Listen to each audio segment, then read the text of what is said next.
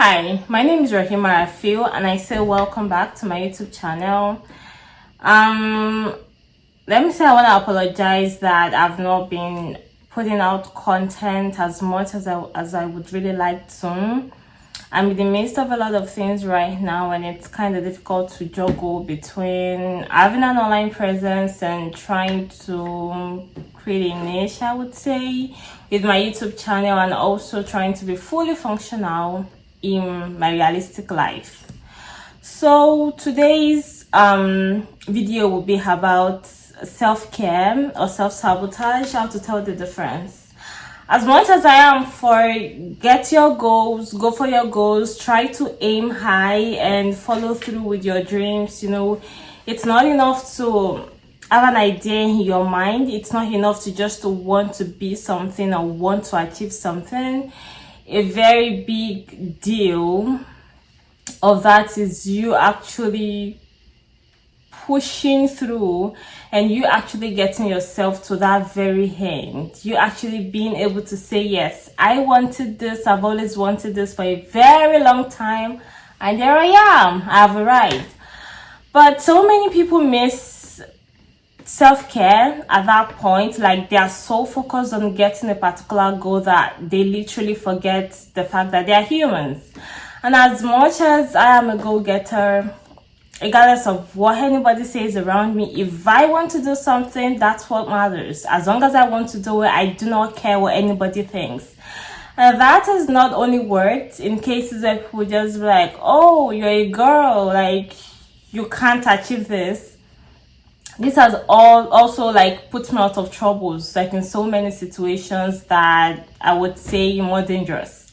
Sometimes people are so bent on intentionally or not, or unintentionally trying to sabotage your dreams and trying to put into your head all these ideas of this is beyond you, things like this are not made for people like you, or why are you even doing this? People like you are not supposed to do stuff like this.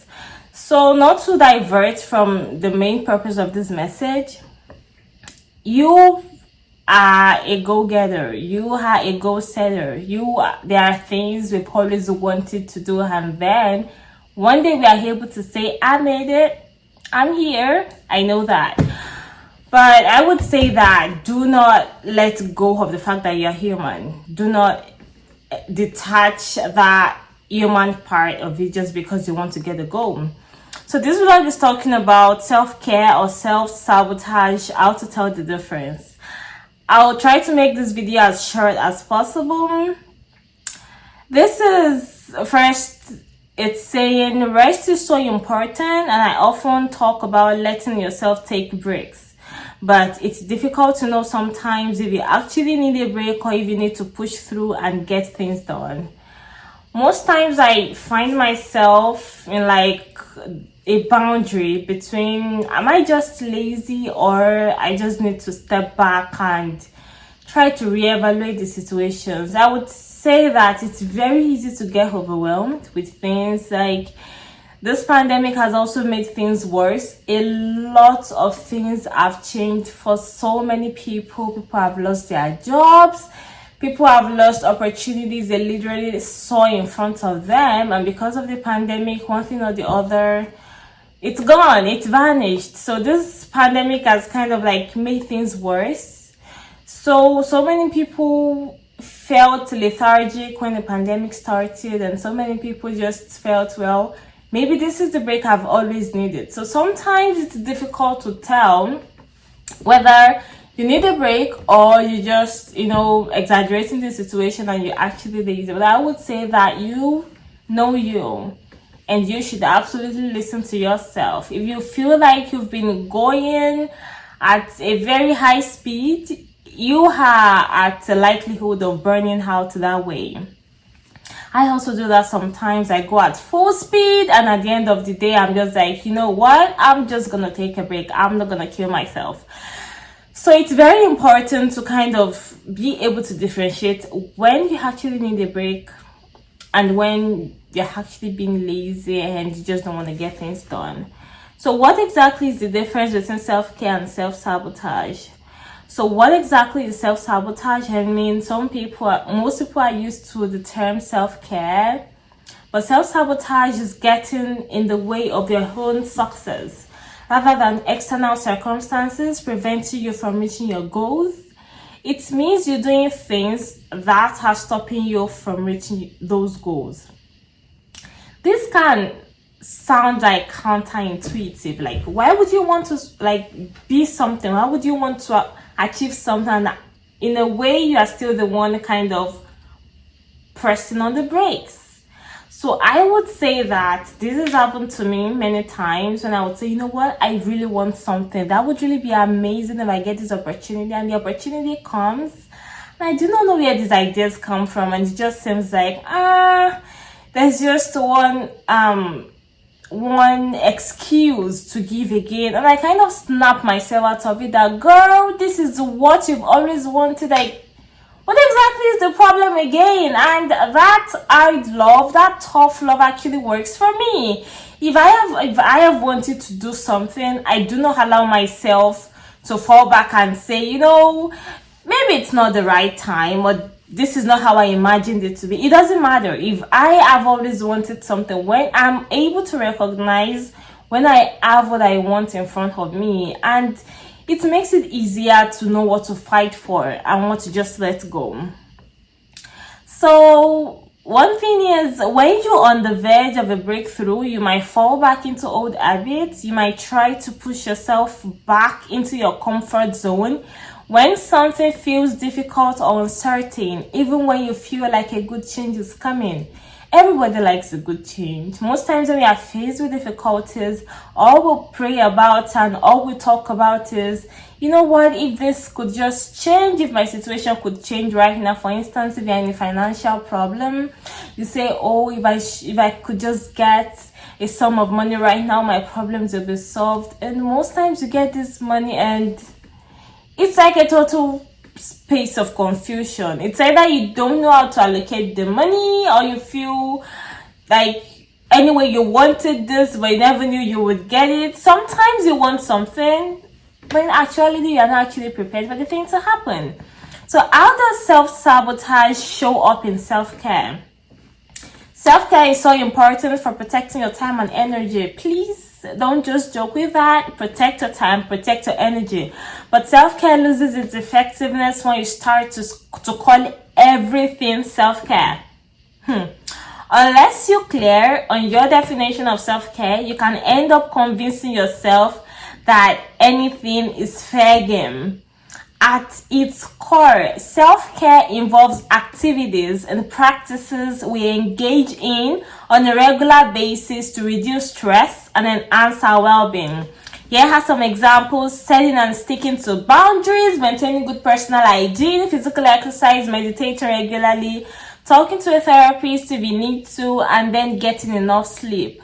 Self-sabotage means doing the opposite of the things you need. You might talk yourself out of self-care and convince yourself that you don't need it right now, or that you need to focus on work instead. Even knowing this, it's difficult to identify which actions are self-care or self-sabotage in disguise. Now we're going to talk about the difference. So first, there are types of perceived self-care.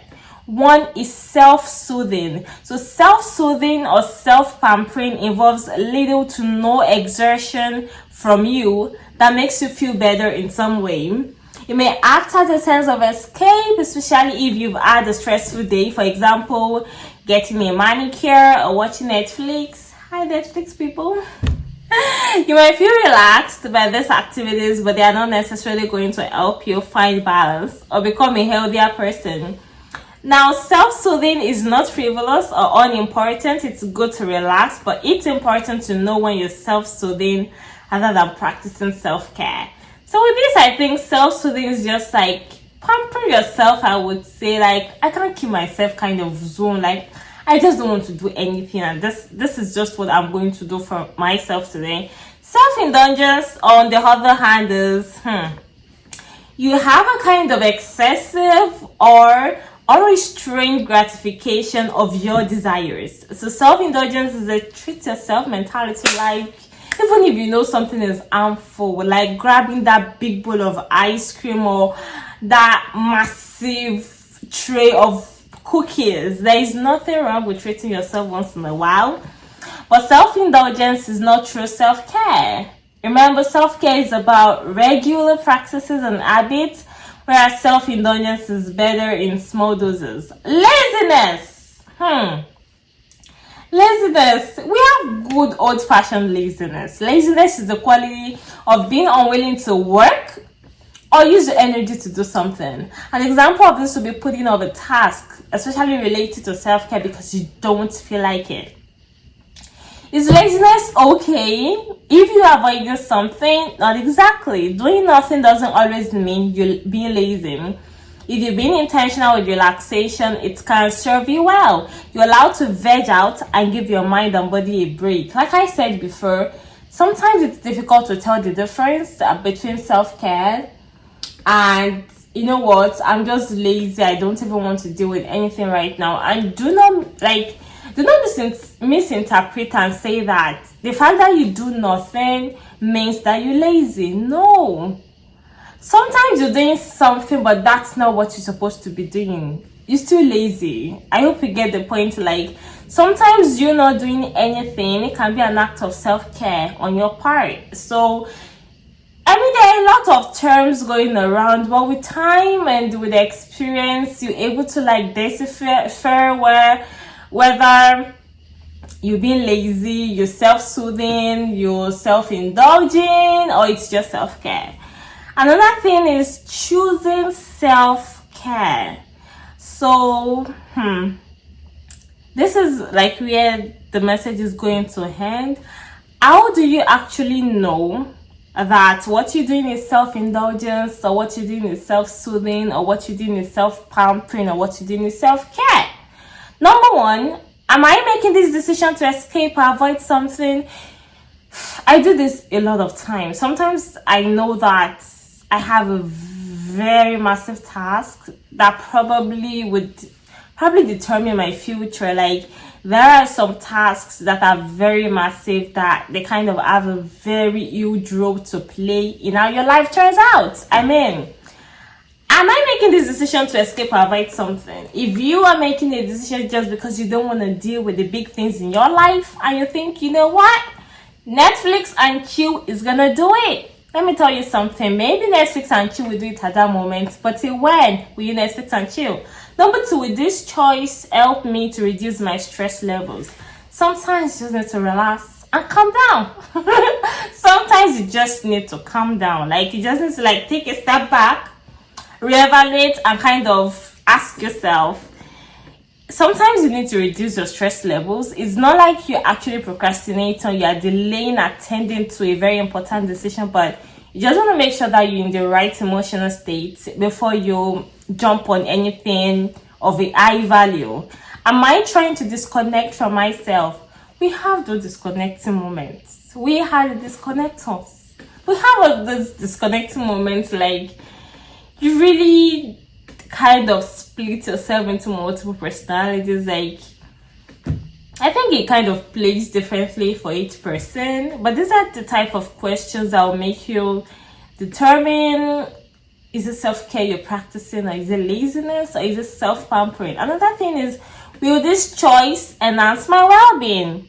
Also, will my future self thank me or suffer later because of my actions now? That's one of those things you have to think about. I am an early person and I do not work on deadlines.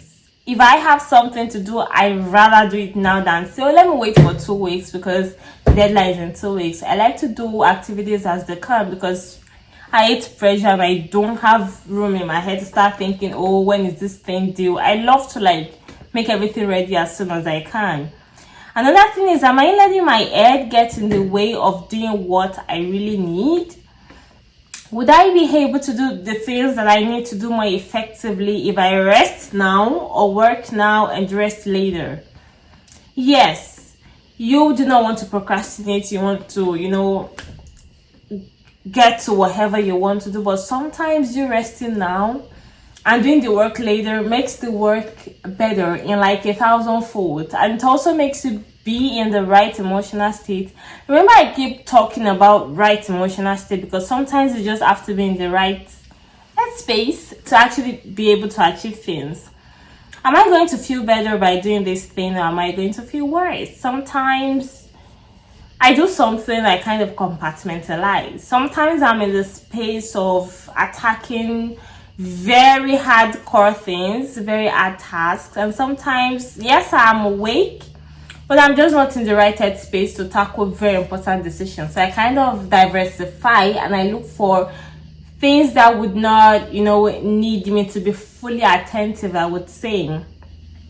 So I've said a lot, but most importantly, what I want you to do is try to have conversations with yourself. Try to be able to determine whether what you're doing is self-care, whether what you're doing is self-indulgence or self-pampering, or whether what you're doing is laziness.